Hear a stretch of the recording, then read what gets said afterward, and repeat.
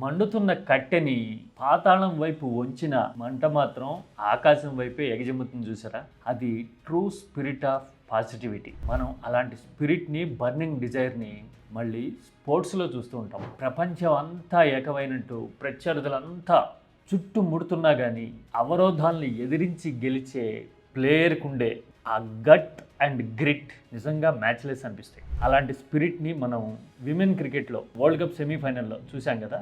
చాలా చిత్రంగా ఆ ఎమోషన్ గురించి, ఆ స్పిరిట్ గురించి చాలామంది మాట్లాడుతూ ఉంటే, కొంతమంది మాత్రం ఒక రిలీజియన్ గురించి చర్చ చేయడం ప్రముఖంగా కనబడుతోంది. మన ప్లాట్ఫామ్ కీటాక్స్లో కూడా చాలామంది ఆ టాపిక్ గురించి మాట్లాడండి అని చెప్పడము, వాళ్ళ వ్యూస్ని ఎక్స్ప్రెస్ చేయడం చూసిన తర్వాత I would like to take inspiration from my audience. క్రికెటే ఒక మతం, ఒక రిలీజియన్ అని చెప్పుకునే దేశంలో ఒక ప్లేయర్ రిలీజియన్ గురించి ఇంతలా ఎందుకు మాట్లాడుతున్నాం? జెమీమా రోడ్రిక్స్ చేసిన కామెంట్, ఆ మాట ప్రకంపనలు పుట్టిస్తోందా నిజంగానే? లేదంటే మనమే ట్రూ సెన్స్లో తీసుకున్నామా? అసలు ట్రూ సెన్స్లో అంటూ తీసుకోవడం జరిగితే జెమీమాని తప్పుపడుతున్న వాళ్ళు ఆలోచించాల్సిన విషయాలు ఇంకేమైనా ఉన్నాయా?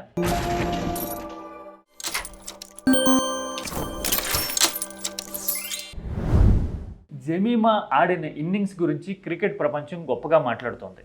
టీమిండియాని గెలిపించింది జెమీమా ఇన్నింగ్సే కదా. మరి అలాంటప్పుడు ఆ విజయం ఈ దేశానికి సంబంధించింది. టీమిండియా ఈ దేశానికి ప్రతినిధి కాబట్టి ఆ జట్టు సాధించే విజయాలు ఈ దేశాన్ని ఉత్సాహపరచాలి. ఆ జట్టుకు ప్రాతినిధ్యం వహించే వాళ్ళందరూ ఇండియన్స్, ఆ తర్వాత మిగతా విషయాలన్నీ. ఇది కదా ట్రూ సెన్స్. మనం జట్టుకి ఎంపిక చేసేటప్పుడే హర్మన్ ప్రీత్ కౌర్ ఎవరు, లేదంటే కనుక స్మృతి మందన్న ఎవరు, జెమీమా రోడ్రిక్స్ ఎవరు, వాళ్ళ మూలాలేంటి అని ఆలోచించి అన్వేషించి ఎంపిక చేయం.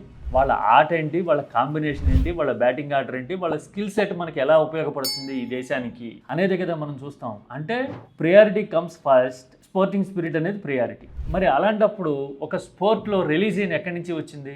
జెమీమా ఆడుతున్నంతసేపు దేశం అంతా కళ్ళప్పగించి చూసింది. అంత భారీ టార్గెట్ని అలవోకగా ఛేదించడానికి కారణమైంది ఆ ఒక్క ఇన్నింగ్స్ అయితే, ఆమె ఎక్కడా ఫంబుల్ కాకుండా సెంచరీ అయిన తర్వాత కూడా సెలబ్రేట్ చేసుకోకుండా I am here to stay అన్నట్టుగా నిలబడింది కదా. ఆ స్పిరిట్ అంతవరకు బాగానే కనిపించింది మనకి.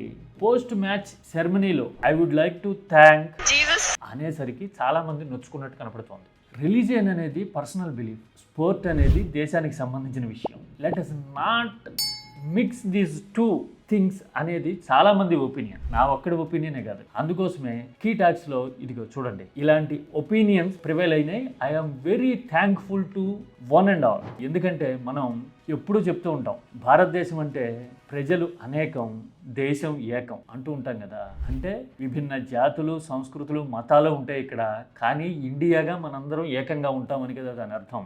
అలాంటప్పుడు ఈ దేశానికి ప్రాతినిధ్యం వహించే జట్టు గెలుపు అందరిది. కులాలు, వర్గాలు, వర్ణాలు, మతాలు, ప్రాంతీయ భేదాలు అందులో లేనేలేవు. అలాంటప్పుడు ఒక యువతి సాధించిన గెలుపుని, చూపించిన చొరవని, చేసిన కృషిని మనం మెచ్చుకుంటే గనక అది ట్రూ స్పోర్టింగ్ స్పిరిట్ అవుతుంది. అలా కాకుండా మనం మరొక కోణాన్ని చూడడానికి, వ్యక్తిగత విశ్వాసాల గురించి చర్చించడానికి ప్రయత్నిస్తే గనక అసలు విషయం డివియేట్ అయిపోతుంది. టీమిండియాలో 5 మతాలకు సంబంధించిన వాళ్ళు ఉన్నారు, చాలామందికి తెలుసో లేదో. అలాగే ఆ మాటకు వస్తే క్రికెట్ గురించి మాట్లాడుతున్నాం కాబట్టి ఏ క్రికెట్ టీంలో చూసినా, దట్టు ఒకే మతం 90% ఉండే దేశాలు, ఆస్ట్రేలియా లాంటి దేశాల్లో చూసినా మిగతా మతాల ప్లేయర్స్కి ఈక్వల్ ట్రీట్మెంట్ ఉంటుంది. వాళ్ళ విశ్వాసాలని మిగతా 10 మంది గౌరవిస్తారు. ఇప్పుడు సంఘ ఆస్ట్రేలియాకి ఆడుతున్నాడు అనుకోండి, ఆయన ఒక సిక్ కాదు, ఆస్ట్రేలియా ప్లేయర్. అలాగే ఉస్మాన్ ఖ్వాజా ప్రేయర్ చేస్తున్నాడు అనుకోండి, మిగతా 10 మంది అతను కోఆపరేట్ చేసే పరిస్థితి ఉంటుంది. అలాగే మన రచిన్ రవీంద్ర న్యూజిలాండ్కి ఆడుతున్నాడంటే అతను ఒక బెంగళూరు హిందూ అని కాదు, అతను ఒక కివి. ఇలాంటి స్పిరిట్ ప్రతి చోట ఉంటుంది. నేను ఈ ఎగ్జాంపుల్ చెప్పాను అనుకోండి, మరి then what happen to Danish Kaneria అని అడుగుతారేమో. దట్స్ ఎ రోగ్ నేషన్ యార్. Let us not compare our very great nation with Pakistan. ఇండియాకి పాకిస్తాన్కి మధ్య ఒక 1000 మెట్ల దూరం ఉంటుంది. మనం అంత అడుక్కెళ్ళి ఆలోచించొద్దు, వాళ్ళ గురించి చూడొద్దు కదా. వాళ్ళు చేశారని, వాళ్ళు అలా చూస్తారని మనం చర్చించడం కూడా ఇక్కడ శుద్ధ దండగ వ్యవహారం కదా. పైగా మనం జెమీమా రిలీజియన్ గురించి ఇంతలా మాట్లాడుతున్నాం ఎందుకంటే మనకి అది ప్రైడ్ ఫ్యాక్టర్ అయ్యింది అని అనుకుంటున్నారు చాలా మంది. అంతకు మించిన ప్రౌడ్ ఫ్యాక్టర్ కూడా మనకు ఒకటి ఉంది తెలుసా.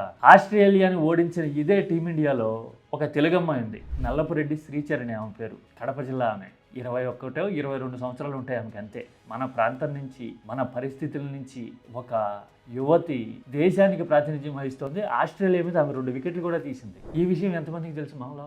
అంటే మన చుట్టూ ఉన్న గొప్పతనాన్ని, మన ప్లేయర్ల విశిష్టతని, వాళ్ళు చేస్తున్న కృషిని మనం అప్లాడ్ చేస్తున్నామో లేదో కానీ మనకి నచ్చలేదనో, లేదంటే కనుక మరొక రకమైన సెన్సిటివిటీతోనో జెమిమా లాంటి వాళ్ళని తప్పుపడడానికి ట్రై చేస్తున్నామా అనేది ఒక్కసారి జస్ట్ ఆలోచిద్దాం వీలైతే. ఆట అనేది జట్టుకు సంబంధించిన విషయం అయితే రిలీజియన్ అనేది వ్యక్తిగతం.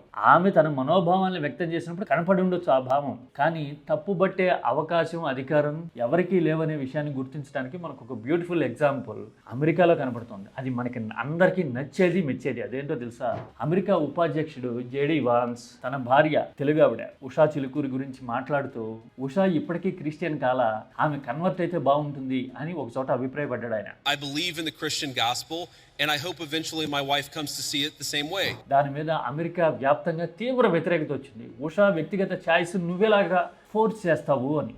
దెబ్బకి జేడీ వాన్స్ అమెరికా ఉపాధ్యక్షుడు ఉషాకే కాదు ప్రజలందరికీ క్షమాపణ చెప్పాడు. ఉషా చిలుకూరి ఆమె వ్యక్తిగత నమ్మకాలని కొనసాగించవచ్చు, నాకు ఎలాంటి అభ్యంతరం లేదు, దయచేసి క్షమించండి అన్నాడు. అంటే పర్సనల్ ఛాయిస్ని తప్పుపట్టే హక్కు ఎవరికీ లేదు. Even Usha Chilukuri JD Vance భార్య అయినా కూడా అది పరిణతి చెందిన ఒపీనియన్ ఎక్స్ప్రెషన్ అనిపించుకుంటుంది. అమెరికాలో కనపడింది. మరి ఇలాంటివి కనపడుతూ ఉన్నప్పుడు కొంచెం వర్తమాన పరిస్థితులను అర్థం చేసుకుని రియాక్ట్ అయితే గనక, స్పోర్ట్ని స్పోర్ట్గా చూడగలిగితే గనక, అలాంటి ఆట తీరు, అలాంటి గెలుపు చాలామంది పిల్లలకి స్ఫూర్తినిస్తుంది. అవునా కదా? ఆ తర్వాత నేను ట్రూ స్పిరిట్లో తీసుకుంటున్నావా అన్నా కదా మొదట్లో.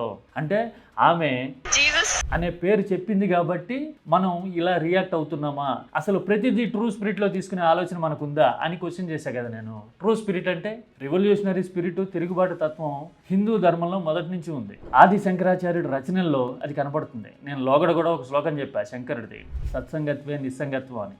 ఎంత నిర్మోహత్వంతో ఉండాలనేది చెప్తాడు. రాగద్వేషాలకు అతీతంగా ఎలా ఉండొచ్చు అనేది బోధిస్తాడు కదా శంకరుడు. మనం ఎప్పుడైనా తీసుకుందామా? అంతెందుకు, మనకి కీర్తనల్లోనూ పాటల్లోనూ నిత్యం వినపడుతూ ఉంటాయి అన్నమాచార్యుడి మాటలు. మెండైన బ్రాహ్మణుడు మెట్టు భూమి ఒకటే, చెండాలుడు ఉండేటి సరిభూమి ఒకటే అంటాడు కదా. అంటే అర్థం కులాలు, మతాలు, స్థాయి భేదాలకు అతీతంగా అందరినీ ఒకేలాగా చూడాలి, అదే దైవత్వం అని కదా దాని అర్థం. మరి అన్నమాచార్యుడి మాటల్ని ట్రూ స్పిరిట్లో తీసుకున్నామా? మనం ఎప్పుడన్నా అలాంటి కారుణ్యంతో, సమభావంతో మన చుట్టూ ఉన్న వాళ్ళని చూసామా? అంటే అది కూడా ట్రూ స్పిరిటే కదా. మరి ఇక్కడ ట్రూ స్పిరిట్ తీసుకునేటప్పుడు అక్కడ కూడా తీసుకోవచ్చు కదా. మనము ఎందుకు తీసుకోవట్లా? ఇట్స్ అబౌట్ కన్వీనియన్స్ అంతే. మనం ఎమోషనల్గా మాట్లాడాలనుకున్నాం, మాట్లాడుతున్నాం. ఆటని ఆటగా చూడాలి అనే ఒక చిన్న లాజిక్ని మనం వాంటెడ్లీ ఆర్ అన్వాంటెడ్లీ విస్మరించాం అని అనిపిస్తూ ఉంది. నా వరకైతే జెమిమా రోడ్రిక్స్ అయినా, స్మృతి మందన్ అయినా, హర్మన్ ప్రీత్ కౌర్ అయినా, ఎవరు ఆడినా కానీ ఇండియా గెలిచినట్టే.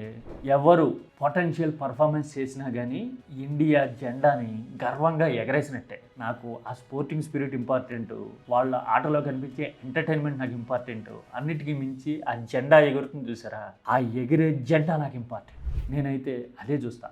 అందుకోసమే I would like to cherish Jemimah Rodrigues. మరి మీరు అన్నట్టు ఆటకి రిలీజియన్కి సంబంధమే ఉంటుంది. స్కిల్ ఉంటే ఎవరైనా ఆడొచ్చు, ఆడేవాళ్ళు ఎవరైనా జట్టులోకి రావచ్చు కదా. మీకు తెలుసో లేదో, ఇప్పుడు ఆ దేశం మొత్తం మాట్లాడుతున్న జెమిమా రోడ్రిక్స్ గురించి అసలు ఫస్ట్ ఈమె టాలెంట్ ఇది, ఈమె ఒక వజ్రం అని చెప్పింది ఎవరో తెలుసా? నాసిర్ హుస్సేన్, ఇంగ్లాండ్ మాజీ కెప్టెన్. జెమిమా నేషనల్ టీంకి సెలెక్ట్ కాకమునిపే ఆమె ఆట తీరు చూసి, ఈ పేరు గుర్తుపెట్టుకోండి, ఏదో రోజు she will make your country proud అని కామెంట్ చేశాడు, చెప్పాడు, పోస్ట్ చేశాడు, ఆమెని చీర్ చేశాడు. ఇండియాని గెలిపిస్తుందని చెప్పాడు. ఎంత బ్యూటిఫుల్ కాంబినేషన్ ఇది. ఇందులో ఆటే ఉంది కానీ రిలీజియన్ ఎక్కడుంది?